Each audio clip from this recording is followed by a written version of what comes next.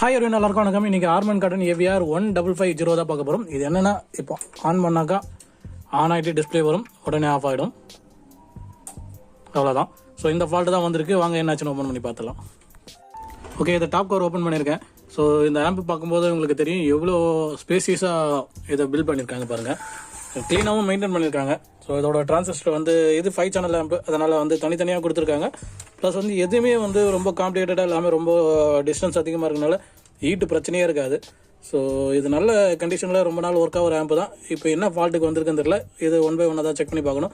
So இது on ஆகிட்டு stand by எல்லாமே ரிலீஸ் ஆகிட்டு டிஸ்பிளே வந்துட்டு ஆஃப் ஆகுறதுனால நம்ம ஃபஸ்ட்டு இந்த மாடலில் சஸ்பெக்ட் எல்லாம் பார்த்தீங்கன்னா இந்த அவுட்புட் டிரான்சிஸ்டர் தான். ஸோ ஏதாவது ஸ்பீக்கர் ஓவர்லோடோ இல்லை வேறு ஏதாவது ஏஜ்னால ஏதாவது ஓப்பன் ஆகிட்டுச்சுன்னா இது நம்ம பார்க்கலாம். ஸோ மோஸ்ட்லி இந்த அவுட்புட் டிரான்சிஸ்டர் அவ்வளோ சீக்கிரம் போகாது. போனாக்கா இந்த டிரைவர் டிரான்சிஸ்டர் தான் போகும். இந்த ப்ரீ டிரைவர் போர்டு சர்க்கியூட் இருக்கு இல்லையா, ஸோ இங்கே போகும். இதை விட்டாக்கா நம்மளுக்கு பவர் சப்ளைல எங்கேயாவது போயிடும். ஸோ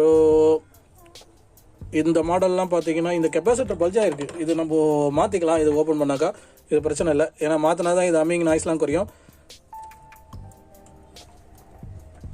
ஸோ இது ரொம்ப பல்ஜ் ஆகிட்டு இருக்கு, உள்ளே நல்லா கேஸ் ஃபார்ம் ஆகிருக்கு. ஸோ இது அப்படியே யூஸ் பண்ணாக்கா இன்னும் கொஞ்சம் நாளில் திரும்ப ஃபால்ட்டு தான் வரும். பவர் சப்ளைல நாய்ஸ் வந்துடும், அம் நாய்ஸு கண்டிப்பாக. ஸோ இதை மாற்றிக்கலாம். ஸோ இதை தவிர மற்றதெல்லாம் வேறு ஏதாவது ஃபிசிக்கலாக டேமேஜ் இருக்கான்னு பார்க்கலாம். பார்ன் மார்க்கோ இல்லை வேறு ஏதாவது இருக்கான்னு பார்த்துக்கலாம். செகண்டரி பவர் சப்ளை டிரான்ஸ்ஃபார்மர் இதில் எதுவுமே இல்லை. ஸோ இங்கேயும் எதுவுமே இல்லை, க்ளீனாக தான் இருக்குது.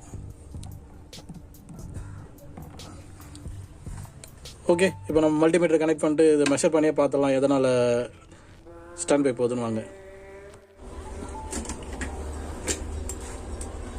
ஓகே, மல்டிமீட்டரில் நம்ம செக் பண்ணி பார்த்துடலாம்.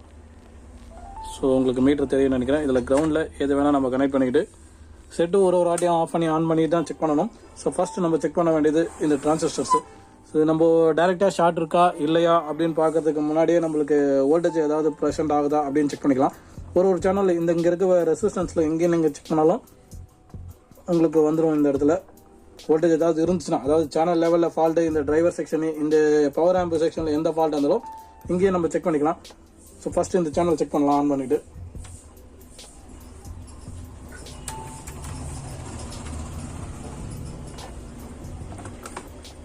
ஓகே,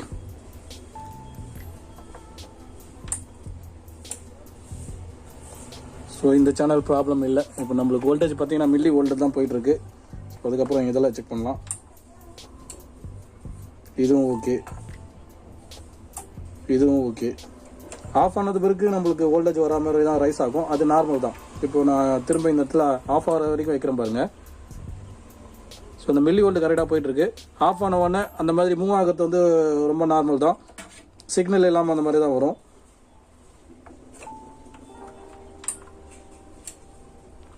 இதுவும் okay.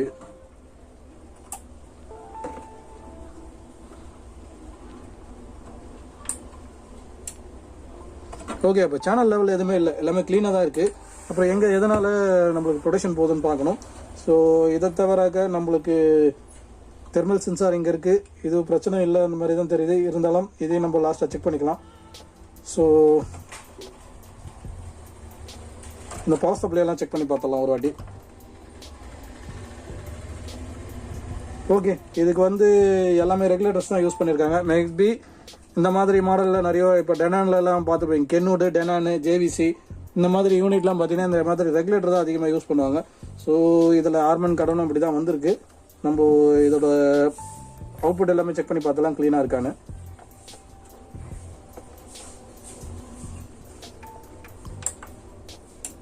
$3.3 volt okay.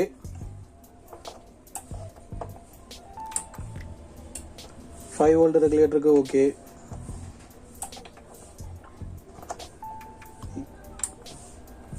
-5 volt okay. 15 volt regulator கொடுத்துருக்காங்க, இது ஓகே. ஓகே, இந்த இடத்துல நம்மளுக்கு ஃபால்ட்டு தெரிஞ்சிச்சு பாருங்கள் இங்கே. ஸோ இது ஒன்று இருக்குது, இருந்தாலும் இதை இன்னொரு வாட்டி செக் பண்ணி பார்த்துறேன். ஸோ கெப்பாசிட்டர் வந்து மாற்றி போட்டிருப்பாங்க ப்ளஸ் மைனஸை, அதிலே நம்ம தெரியும். இது வந்து சுத்தமாக இல்லை, வோல்டேஜ் வந்து 1.5 தான் வருது. ஸோ இது என்ன ரெகுலேட்டர் நம்ம ஒரு வாட்டி கிட்ட க்ளோஸ் அப்பில் பார்த்துடலாம்.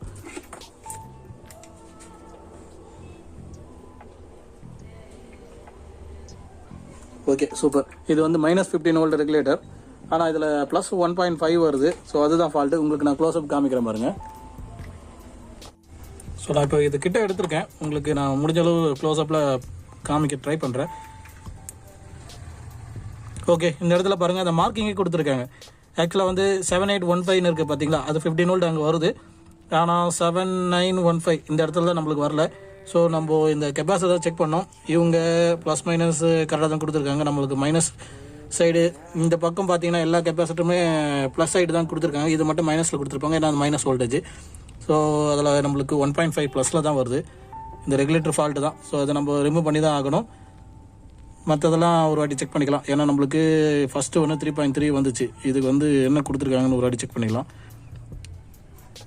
ஓகே, 780579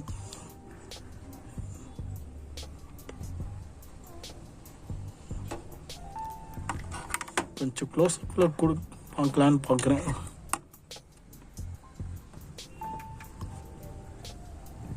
ஓகே, ஃபஸ்ட்டு ஒன்று வந்து 7905, ரெண்டாவது வந்து 7805, மூணாவது வந்து BA033, அதுதான் 3.3 வோல்ட்டு. ஸோ இந்த பக்கம் இருக்கிறது ஃபஸ்ட்டு வந்து 7815, அது ப்ளஸ் வோல்டேஜ். இந்த பக்கம் இருக்கிறது 7915, இதுதான் ஃபால்ட்டு. ஸோ இப்போ நம்ம போர்டு இதை நம்ம வெளியே தான் எடுக்கணும். வெளியே எடுத்து இந்த ரெகுலேட்டரை வெளியே எடுத்துகிட்டு அதை நம்ம மாற்றணும். ப்ளஸ் ஏற்கனவே பார்த்த மாதிரி இந்த கெப்பாசிட்டர் ரெண்டுத்தையும் அப்படி கையோட மாற்றிடலாம். வேறு ஏதாவது ட்ரை சால்ட்ரிங்கோ, ஏன்னா இது ஓல்டு யூனிட்டு, ட்ரை சால்ட்ரிங் இருக்கிறதுக்கு வாய்ப்பு இருக்குது. ஸோ அது எல்லாமே ஜென்ரலாக க்ளீன் பண்ணிக்கலாம். சிம்பிளாக முடியறதுக்கு வாய்ப்பு இருக்குது. இது மொத்தமாக காட்டணுன்னா அவசியம் இருக்காதுன்னு நினைக்கிறேன். ஏன்னா இது வந்து ஸ்க்ரூ இந்த பக்கம் பாட்டம் ஸ்ப்ளிட்டாக தான் கொடுத்துருக்காங்க. ஸோ இதை மட்டும் நம்ம ஸ்க்ரூலாம் காட்டிட்டு பேக்கில் ஸ்க்ரூ காட்டிட்டு அப்படியே இதை வெளியே எடுத்துக்கலாம் புல் பண்ணி.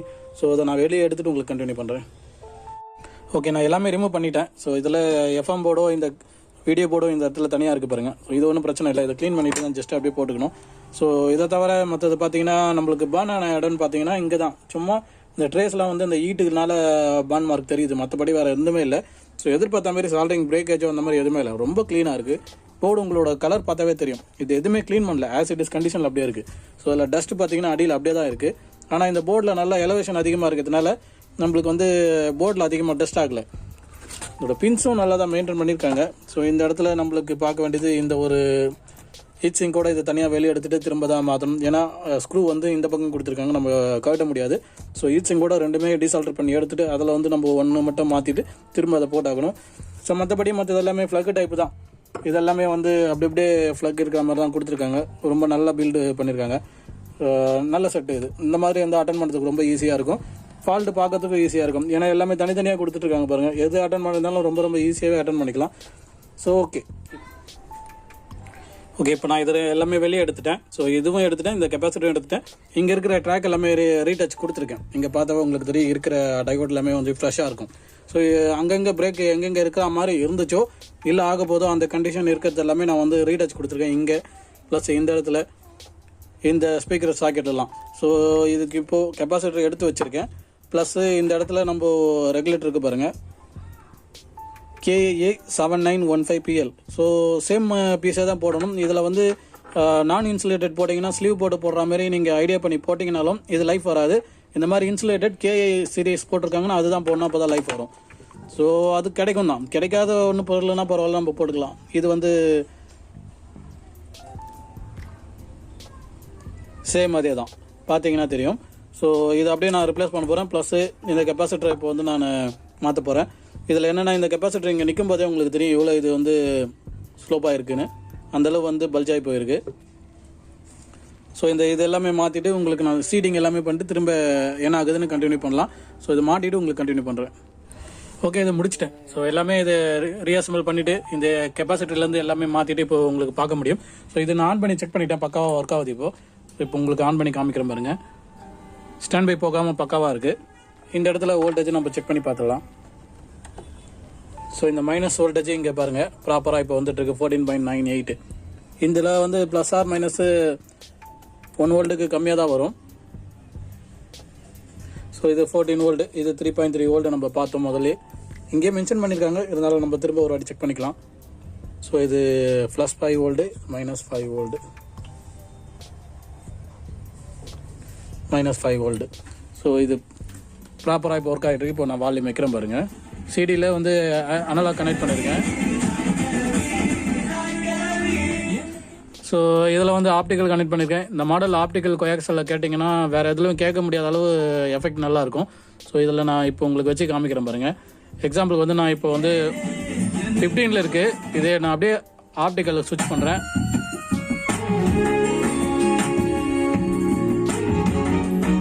சவுண்ட் அப்படியே டபுள் ஆகுது. ப்ளஸ் எஃபெக்ட் பாருங்கள் எவ்வளோ நல்லாயிருக்கும்.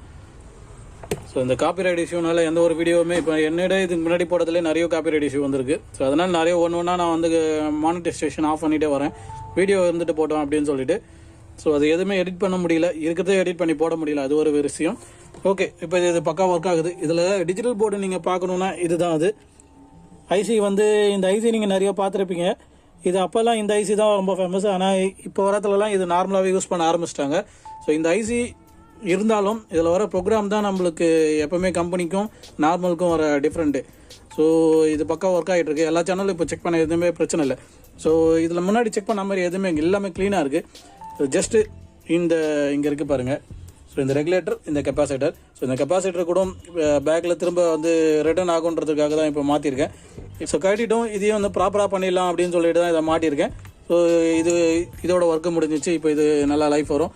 ஸோ நல்லா டெஸ்டிங் விட்டு கஸ்டமருக்கு டெலிவரி கொடுக்க வேண்டியது தான். ஸோ இன்னொன்று வந்து ஆன்லைன் கிளாஸுக்கு நான் கேட்டிருந்தேன். ஸோ ஆன்லைன் கிளாஸுக்கு பார்த்தீங்கன்னா ஒரு கரெக்டாக சொல்லணும்னா ஒரு 13 பேர் தான் கேட்டிருக்கீங்க. ஸோ அவங்களுக்காக வீடியோ வந்து டைம் ஸ்பெண்ட் பண்ணி வீடியோ எடுத்து ரெடி பண்ணி போட்டு அப்லோட் பண்ணுறதுக்கு யோசனையாக இருக்குது.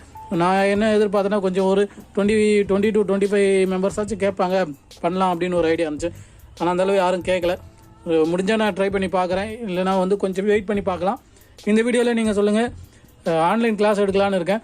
ஸோ யாருக்கு விருப்பம் இருக்குது அப்படின்றவங்க வந்து வாட்ஸ்அப் பண்ணுங்கள், இல்லை கமெண்டில் பண்ணுங்கள். நான் நோட் பண்ணிக்கிறதுக்கு ஈஸியாக இருக்கும். ஸோ தேங்க்ஸ் ஃபார் வாட்சிங். நெக்ஸ்ட் வீடியோவில் பார்க்கலாம். தேங்க்யூ.